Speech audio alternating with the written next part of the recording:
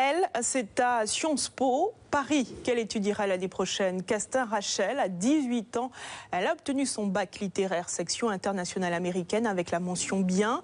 Cette jeune femme issue d'une famille modeste souhaite démontrer que la réussite n'est pas conditionnée au milieu social. Son parcours exemplaire avec Clotilde Séraphin et Christian Cholot.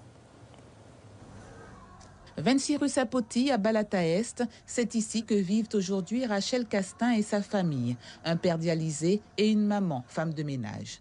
Arrivés d'Haïti il y a plus de 30 ans, ils conçoivent 6 enfants en Guyane. L'habitat est petit et sommaire, mais à l'exception de la petite dernière qui a 14 ans, tous les enfants ici ont le bac et plus. Rachel est cependant la première à quitter la Guyane. C'est de cette condition qu'elle tire depuis l'enfance le goût des études. J'ai toujours été motivée pour pouvoir faire de grandes études prestigieuses et avoir une vie meilleure aussi. La classe internationale était la pire chose comme la meilleure des choses. La pire chose parce que j'avais vraiment l'impression que je mourrais avec cette charge de travail. Mais la meilleure des choses puisqu'après, tu te sens invincible en fait. Tu as l'habitude de travailler beaucoup, l'habitude d'être chargé, donc c'est pour ça que je ne regrette pas. Une classe internationale au lycée Melchior Garé à Cayenne qui l'a conduite à New York.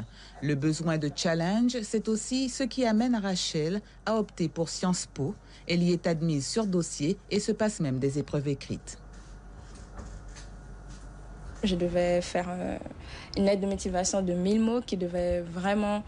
Dans laquelle, dans cette lettre, je devais expliquer ma motivation, pourquoi je voulais rentrer à Sciences Po, quelles étaient mes activités extrascolaires, car les activités extrascolaires, ça compte également. J'ai fait de la danse, de l'athlétisme, du volley-ball, j'ai pu le mettre dans ma lettre. La lettre de motivation, c'était vraiment un élément clé dans le dossier, puisqu'on te demande...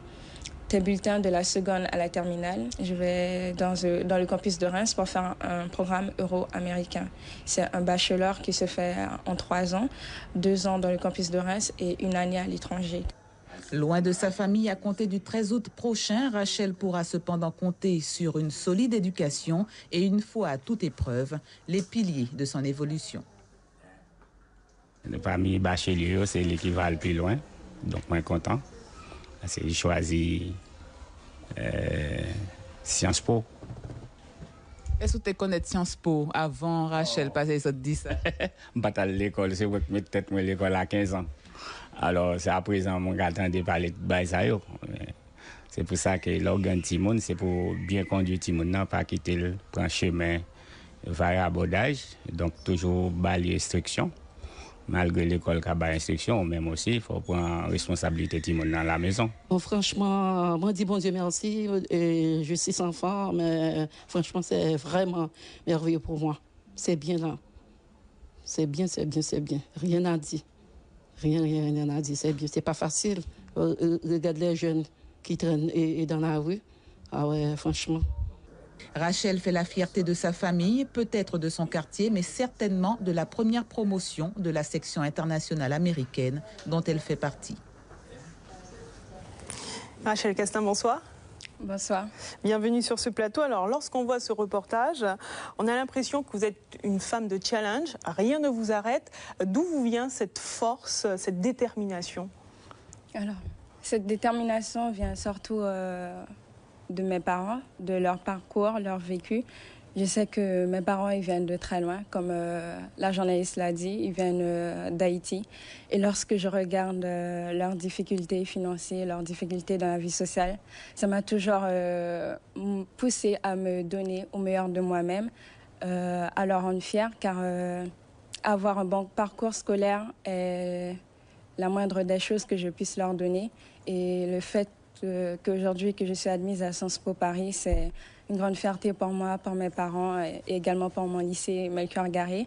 Et j'ai toujours voulu faire de grandes études prestigieuses, avoir une vie meilleure. Et le fait que je suis admise à Sciences Po, ça pourra m'ouvrir à beaucoup de portes. Ça me donnera l'occasion justement d'avoir une très grande carrière et pourquoi pas de ramener de l'argent pour eux. Alors votre foi aussi, on a l'impression que votre foi joue aussi beaucoup dans votre état d'esprit. Oui, Alors, ma famille est très croyante et je suis également très croyante. Je remets toujours le Seigneur dans mes projets. Lorsque j'ai un objectif en tête, il faut toujours que je consulte d'abord le Seigneur, car sans lui, je ne serais pas là aujourd'hui. Avec votre travail, bien sûr, également. Avec le travail. Donc, moi, d'abord, c'est le Seigneur, ensuite, c'est le travail. Donc, c'est pour ça que je le remercie pour sa grâce qu'il a fait pour moi. Alors, vous habitez dans un quartier qui souffre quelque peu d'une mauvaise image. Vous habitez à Balata. Une mauvaise image peut-être à tort. Hein. Quel regard les autres jeunes du quartier ont sur votre parcours actuel? Est-ce que vous en discutez? Est-ce que vous voulez être une source d'inspiration, de motivation pour eux? Oui. J'aimerais bien être, oui, un exemple, puisque c'est vrai que de manière générale, lorsqu'on parle du quartier Balata, la majorité des personnes pensent comment dire, au fusil, à la mafia, entre guillemets. Et le fait qu'aujourd'hui, j'ai pu savoir ce parcours, je peux montrer justement aux autres personnes qu'il ne faut pas juger sur l'apparence. Ce n'est pas parce qu'on vient d'un milieu social pas très aisé qu'on ne peut pas réussir. Ce n'est pas un obstacle à la réussite. Au contraire, ça a toujours été ma force, une fierté de venir de ce quartier. Et comment dire, ça montre aussi que lorsqu'on a un objectif en tête, si on se donne les moyens, on peut réussir. On peut réussir. Alors à la mi-août, c'est le grand départ pour Paris. Vous êtes très proche de vos parents, de vos frères et sœurs. Vous n'avez jamais réellement habité seul. Est-ce que vous appréhendez ce départ? Pas vraiment en fait, parce que je sais que si je pars, c'est pour une bonne cause. Que, par exemple, je vais dans un campus euro-américain où 2/3 des étudiants sont étrangers. Je sais que je pourrais faire de très bonnes rencontres, que les étudiants ils viennent partout dans le monde. Je sais vraiment que c'est un campus qui est fait pour moi, un campus où je pourrais m'épanouir en fait. Alors Rachel, dans une dizaine d'années, vous vous voyez où? Quels sont vos objectifs? Alors, pour l'instant, je n'ai pas encore de projet concret, mais dans 10 ans, je me vois bien travailler pour des organisations internationales, travailler aux États-Unis, ça, ce serait le rêve. Mais travailler à l'international, ça, ce serait bien. Merci Rachel, en tout cas, d'être passée sur ce plateau. On espère vous recevoir à nouveau dans quelques années, lorsque vous serez à la tête, par exemple, d'une organisation internationale. Merci encore d'être venue, en tout cas. Merci. D'accord.